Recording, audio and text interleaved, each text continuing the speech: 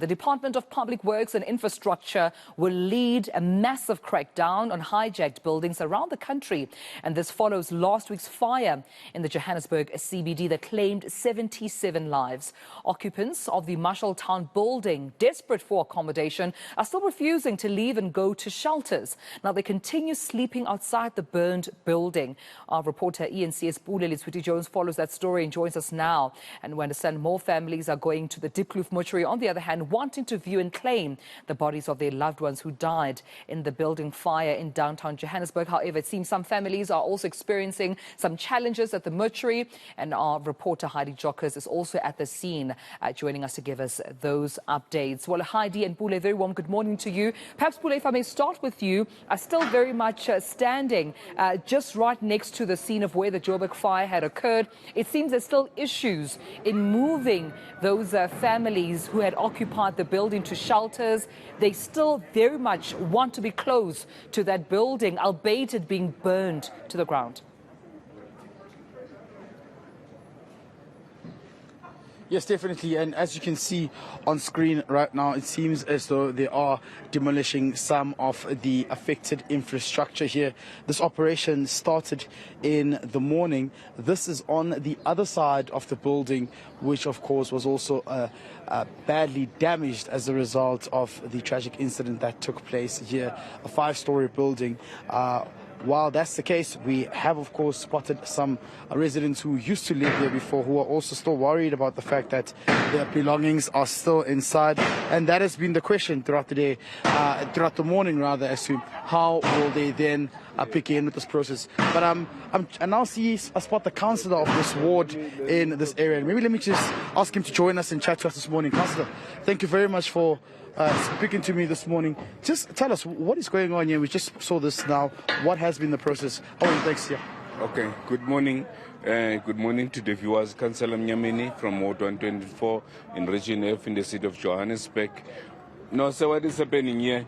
Remember, the place is still a scene of crime. Then it's still under investigation. The police are investigating in everything that had happened here. Then now it's important, if anything is declared a scene of crime, then it must not be contaminated by anyone. Nobody must get access to it, as it's still under investigation. Then now they are fencing off, sealing off the building so that nobody can get in until that investigation is concluded. And also remember, there's some belonging of the victims here. Others, they succumb to the fire. Then the others that are in shelters. It's important so that we can secure their belongings. Until then, they can be able to come inside.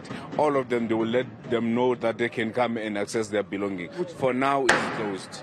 Which is the point I wanted to make and ask in regards to how will you then identify whose particular belongings belongs to who, because this building was hijacked and anyone can easily come and claim someone else's electrical appliances, documentation, or money as well. Some say they have about 4,000 rand, which is inside here. So how would you then embark on the process? Okay, for example, the people that are staying here, even though it's hijacked building, but they themselves, they know who is staying here, who is not staying here. When we are going to open the building, we are going to invite all of them so that they can able to say, which room were you staying? Go and show us so that where are your belongings? Are these your belongings? Also, the people that are staying here, they will be able to confirm that we know this guy, we know this lady, she was staying here. We can confirm that he's staying here. And also the families of the deceased one is quite difficult, but they can be able to declare to say, now, maybe we know his belonging, that they can be able to identify those belongings. Councillor, just as my colleague Noko Panson shows us the, what they're currently doing here, of course, destroying this already burnt infrastructure. At the back, we see this burnt building here as well, where we now see people have been asked to leave this building. Is this part of the process of reclaiming back some of the hijacked buildings in the city centre? No, I cannot confirm that. Remember, other people, they will be doing things that are not properly coordinated, that are not properly planned. But even if I am the ward councillor, I saw it on the media and so on the Twitter that people there were some MMCs. They were saying that no, they are removing those people. I don't know whether it's legal or not, but I can safely say to you, no, it was not alerted to me. I was not informed. I was not aware. I don't know what is happening. Okay. And what are we expecting today? Who are we expecting to see here at this particular area? Today we are going to have a briefing and an update so that we can be able to brief the residents, to brief everyone, to brief the world what is happening. Also the Home Affairs will be on board, and also the social development, also the province, they will be on board so that they can be able to say that the families, in terms of the deceased one, how can we best assist them so that they can do their funeral arrangement. Do you know what time that update will be taking place? No, we have a meeting at 11 o'clock. Okay. And then tomorrow is the council sitting as well. Are you going to be discussing this issue as to how you will now take this matter seriously of fighting hijacked buildings? Remember the council that is set to be tomorrow. We couldn't finish the agenda item. We are going to about, according to the rules, we have to conclude those items that we couldn't finish about. That is what we are going to do. Then maybe if there's additional item, we can be debated. I cannot be sure. I've never seen the agenda for tomorrow, except those items that we didn't deal about. Thank you very much. Dumela, I'm just going to continue to show you this building here. Which of course was one of those that was decaying and of course dilapidated as a result of it having been hijacked. But the people who are residing here, who we spoke to just last week, are no longer residing here.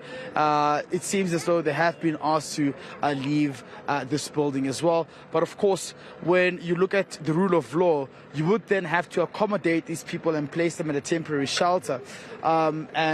We see that this place is currently being patrolled by security as well, which will make sure that no one goes inside this building. As to whether this is a temporary solution, Dumelo, we're yet to see from a government in the state and of course City of Johannesburg as to whether really indeed they will be taking this matter seriously and ensuring that not just anyone can have that power and authority to hijack buildings and use it for whatever reasons they want to use it for.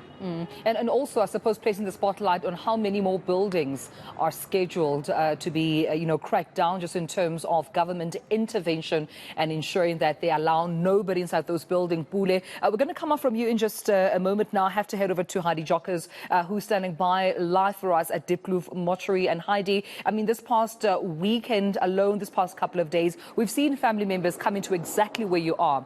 The Diepkloof Mortuary, the Forensic Services Center or lab, coming to, of course, identify, their loved ones, but also to take their remains and their bodies to bury them. How is it looking this morning in terms of those logistics? Yes, it's very quiet here outside the Diepkloof mortuary. Dumelo, I would have expected possibly some families to be coming through, but we do know that there might be some sort of delay. We also do understand that the majority of those who did reside in that building that was gutted on Thursday morning are from Malawi, so there might be some logistical issues in terms of getting family members to come through and identify. But the tragedy here is that you have over 60 bodies that were burnt beyond recognition, so it's going to be very difficult for family members to really identify without giving DNA sampling to be able to identify and say that this is actually my loved one.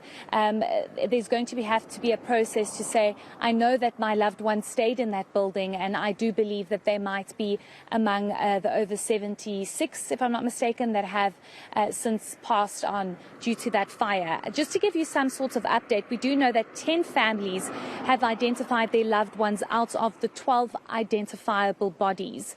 Remember, out of those that perished, we do know that 12 bodies were identifiable, so they did not burn beyond recognition. 10 family members have since come forward. We do know that according to Gauteng Health, even though our reporter Pule was here yesterday, Gauteng Health says 7 bodies have since been released. We're not sure exactly of that figure. We'll just have to double check. We do know that 31 people are still in hospital out of the 88 that were attended to in hospital from this fire. Pathologists have conducted and completed post-mortems for 77 bodies.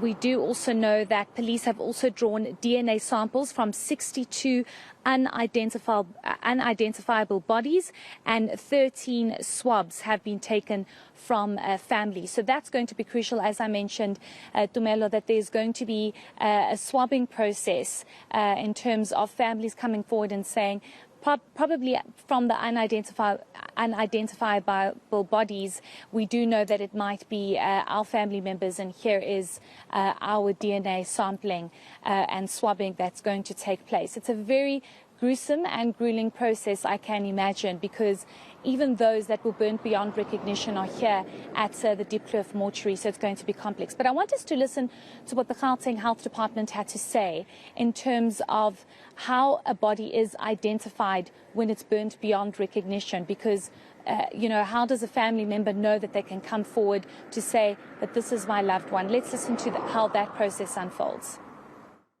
In terms of the current process, the DNA samples from the 62 unidentifiable bodies is not done by ourselves as Gauteng Health. It's done by the police, because the police process, because they have to take those DNAs and obviously allocate unique numbers and so forth. They are also furthermore beyond the DNA, and this is the reason why we are making the call for families to present themselves, is that beyond the DNA, they also do what is called an ante-mortem swabbing. This is where family members, and this is what we're talking about, those family members, as in siblings, children, or parents, have to come forth so that sampling or swabbing can be taken from them. And once that is done, what then will happen is that there will be cross-referencing in terms of the DNA samples that were taken from the bodies, and then that will be cross-referenced against the DNA swabbings that were taken from the family members, so that we can then be able to match. All right, that's Pule, Letshwiti-Jones and Heidi Giokos for us, placing the focus once again on the Joburg fire. But of course, Pule being on the ground still at that building, see more crackdowns occurring in as far as the city of Johannesburg is concerned, saying that they now will be working on hijacked buildings. And Heidi Giokos, of course, following through with families still expected to come identify their loved ones at Diepkloof mortuary.